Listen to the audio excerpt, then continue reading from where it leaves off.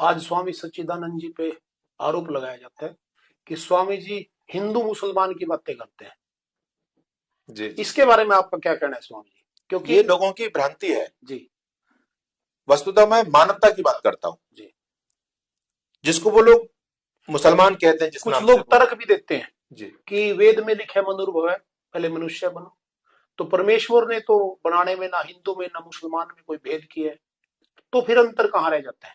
हाँ, बहुत अच्छा प्रश्न है आपका। जी और इस प्रश्न को सबको समझना चाहिए। देखो, परमात्मा ने हमको मनुष्य बनने का उपदेश किया, मनुष्य हमको बनना है। जी जी परमात्मा ने तो सबको बराबर मनुष्य का शरीर दिया है। जी मुसलमान का भी वही ब्लड लाल है, हमारा भी वही है, क्रिश्चियन का भी वही है। जी जहां मुसलमान की आंख है वहां हमारी भी आंख है। जी कोई पक्षपात नहीं है। जी जी लेकिन वेद कहता है मनुर्भव, तुमको इंसानियत अपने जीवन में पैदा करनी। जी जी तो मैं इसलिए बोलता हूं, वेद इंसानियत की बात करता है, वहां इंसानियत का गला घोटा जा रहा है। एक ऐसी विचारधारा, जी इस्लाम एक ऐसी विचारधारा है जहां पर कोई न्याय नहीं है, जी जहां कोई इंसानियत वाली बात नहीं है, जी जहां तो केवल एक वर्ग विशेष कोई धरती पर जिंदा रहने का उपदेश है। जो इस्लाम को नहीं मानता, जो मोहम्मद को अपने जीवन में नहीं धारण करता, वो काफिर है, उसके गला काटो, रे दो उसके गला को। जी इसको हम धर्म कहेंगे? तो जो आज मानवता के नाम पर समाज में जो अभिशाप लोग हैं, जो मानवता का गला घोट रहे हैं, तो समाज को उनसे जागृत करना क्या ये मुसलमानों का खंडन है? हमारा उनसे कोई वो नहीं है। मुसलमान ने मेरा कोई व्यक्तिगत अहित नहीं किया है, ठीक बात। लेकिन राष्ट्र समाज को उस विचारधारा से कितनी बड़ी हानि हो रही है, जी जी कितनी बहन बेटियों की लाजें लूटी जा रही हैं। जी जी बलात्कार, हिंसा और व्यभिचार, यही इस्लाम के 3 आधार है। जी जी तो उससे समाज को जागृत करना ये मेरा धर्म है, क्योंकि मैं सन्यासी हूं। जी मैं हिंदू समाज का दिया हुआ संसाधनों का उपयोग करता हूं, हिंदू समाज की दी हुई 2 रोटी खाता हूं। तो हिंदू समाज को जगाना और उसकी रक्षा करना ये मेरा दायित्व है। अब इस पर कोई मेरे पर आरोप लगाए कि हम हिंदू मुसलमान की बात करते हैं, तो ये उनका भ्रम है। तो आपका कहना है कि जिस भी मत पंथ में जो बुराई होगी, जी, जो विशुद्धता होगी, उसके खिलाफ आप खुलकर ऐसे ही बोलते रहेंगे बिल्कुल बोलना चाहिए। ताकि लोगों को उसकी सच्चाई का पता लगे। जी जी जी।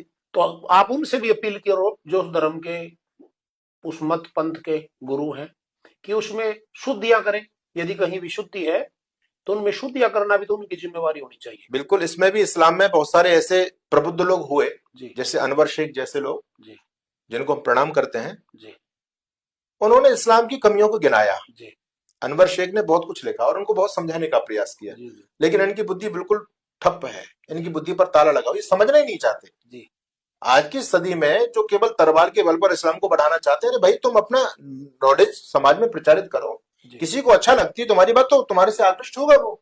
जी अब डरा करके कैसे लोगों को मुसलमान बना लेंगे? जी तो कुछ ऐसे भी प्रबुद्ध लोग हुए जिन्होंने इनकी कमियां बहुत लिखी हैं, जी जैसे मौलाना फाजिल, जो बहुत बड़े मौलवी थे। जी और जब उन्होंने इनको सब देखा और जब सनातन धर्म को जाना, जी तो वो सनातनी बने मौलाना फाजिल।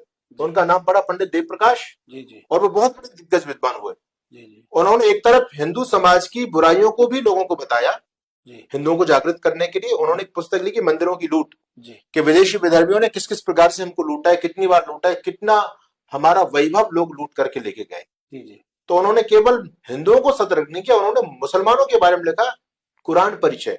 जी वो मोटी मोटी 4 पुस्तकें हैं, जी पंडित देव प्रकाश जो मौलाना फाजिल थे। तो इनमें भी जो विवेकशील लोग हैं ना, उन्होंने इनको छोड़ा है, चिंतन किया है। हाँ चिंतन किया, वो इस्लाम को छोड़ के चले गए। जी जी जी क्योंकि विचारधारा मानवता के लिए बहुत घातक है और इसमें कोई भी लॉजिक नहीं है, कोई दम नहीं है, ये बेकार की विचारधारा है। जी जी